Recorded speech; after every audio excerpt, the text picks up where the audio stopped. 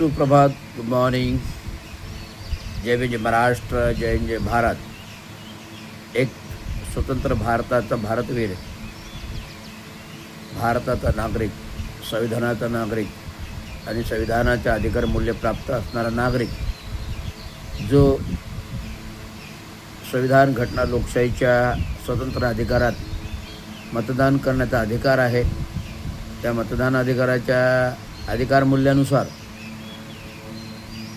त्याच बोलण्याचाही अधिकार आहे. आणि या बोलण्याच्या अधिकारानुसार केवळ लोकप्रतिनिधी, नगरसेवक, आमदार, खासदार, मंत्री यांनाच लोकशाही अधिकार बोलण्याचे प्राप्त नाहीत की ते बोलतील ते विधान सत्य असं गृहीत मांडणं हे काही गरजेचं नाही आहे. हे सांगावंसं का वाटतं की राज्याचे मुख्यमंत्री राहिलेले माजी आणि आत्ताचे उपमुख्यमंत्री असणारे आणि नगरविकास मंत्री, पालकमंत्री ठाणे जिल्हा मुंबई असणारे एकनाथरावजी शिंदे यांचं कालचं पोस्टिंग नरेंद्र मोदींबाबत पाहिलं की नरेंद्र मोदींनी 12 वर्षात एकही भ्रष्टाचार केलेला नाही आहे. नरेंद्र मोदींनी 12 वर्षात एकही भ्रष्टाचार केलेला नाही आहे. जर 12 वर्षात एकही भ्रष्टाचार केला नसता तर देश कशाला विकला असता. तर नरेंद्र मोदी 12 वर्षात एकही भ्रष्टाचार केलेला नाही, मग देश का विकला. देश विकणं म्हणजे हा भ्रष्टाचार आहे ना. देशातील रेल्वे सेवा, वैमानिक सेवा, एअरपोर्ट, सरकारी बँका, खाजगी बँका, विविध स्थावर मालमत्ता देशाच्या आणि देशाच्या खजानातील सोनं आणि देशाच्या ठेवी यांचा वापर करून तो भारतीय जनता पार्टीच्या निधी म्हणून वापरला गेला. विविध पक्षाच्या स्थाती, विविध निवडणुका, विविध पक्षासाठी, विविध निवडणुकांसाठी तो पक्षाला वापरला गेला. आता राज्यामध्ये ज्या ज्या निवडणुका झाल्या, देवेंद्र फडणवीस सरकार 7 वर्ष, 7.5 वर्ष आणि आता 2.5 वर्ष एकनाथराव शिंदे यांचं सरकार आणि त्याच्यानंतर पुन्हा देवेंद्र फडणवीस गेले 2 वर्ष मुख्यमंत्री आहेत. तर सर्व भारतीय जनता सुज्ञ आहेत, महाराष्ट्र नागरिक सुज्ञ आहे. हे सर्व पाहत आहेत की कोण काय राजकारण करतं, कोण कशी सत्ता चालवलं जातं. या सत्तेच्या गणितेमध्ये तुम्हाला सहज कळून येतं की कोण किती भ्रष्टाचार करतो, कोण किती गब्बर झालेला आहे, गडगंज झालेला आहे. 150 कोटी विकासकांची पार्टनरशिप 25%. ठाण्यामध्ये 3 बंगले, मुंबईमध्ये बंगले, हॉस्पिटलमध्ये पार्टनरशिप, शाळांमध्ये, कॉन्व्हेंट इंग्रजी शाळांमध्ये पार्टनरशिप, स्वतःच्या शाळा, स्वतःचे हॉस्पिटल, दुबईमध्ये प्रॉपर्टी. या सर्व गोष्टी कोणाच्या आहेत, नाव घ्यायची गरज नाही. या सर्व गोष्टी कोणाच्या आहेत. राजकारणाने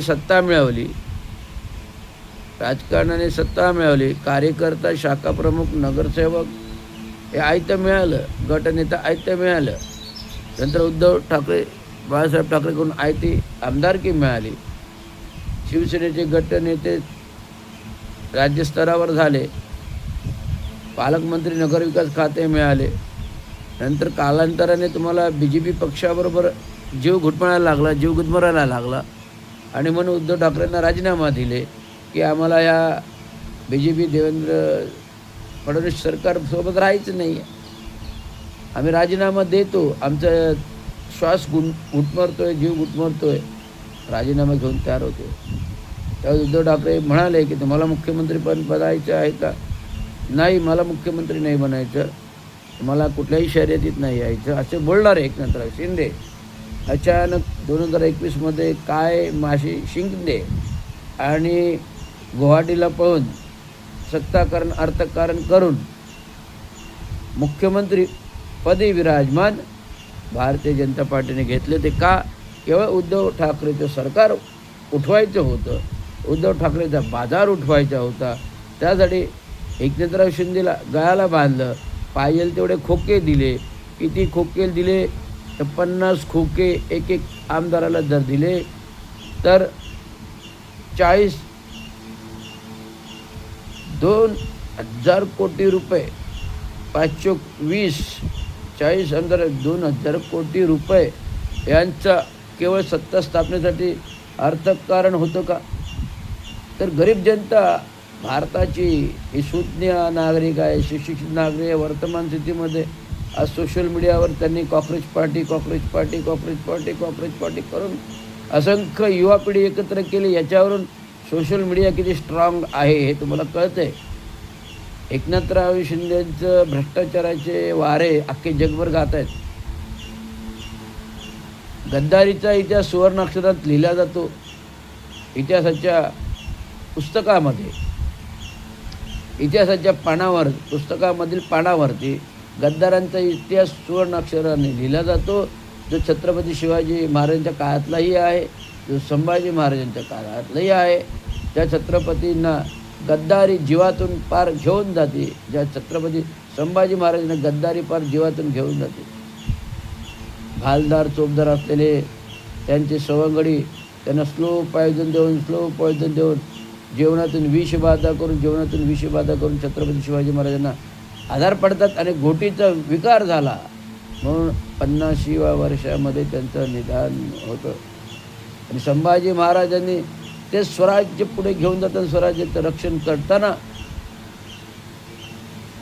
दख्खनच्या पठारावर आलेल्या औरंगजेबाचा खात्मा करत त्यांचं अख्खं सैन्य उद्ध्वस्त केलं. औरंगजेबाला प्रश्न पडला की संभाजी महाराजांना कुठे रोकायचं. तर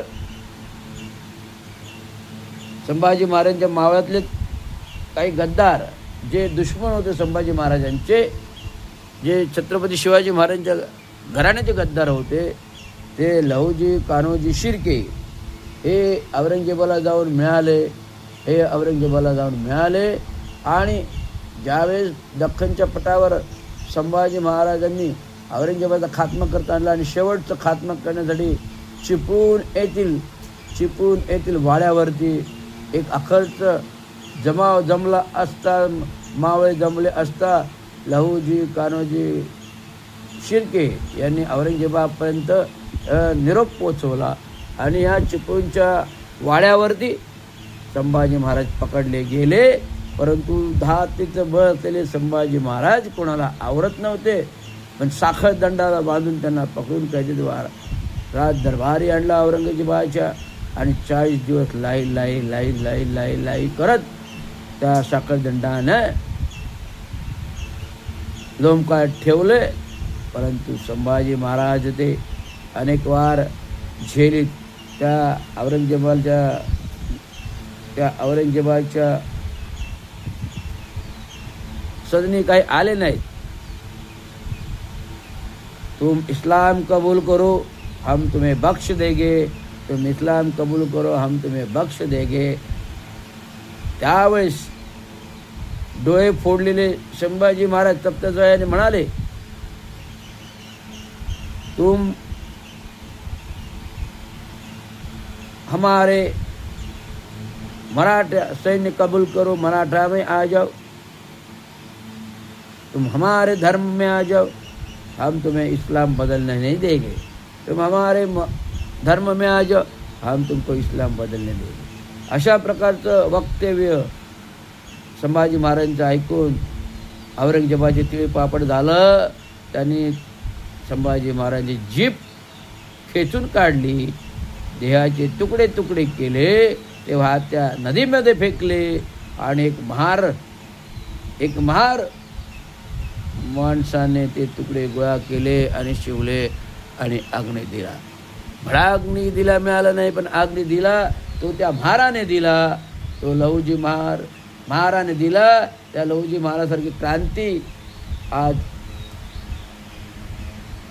भीमा कोरेगावच्या स्मारकाच्या रूपात ज्याने पेशव्याचा खात्मा केला,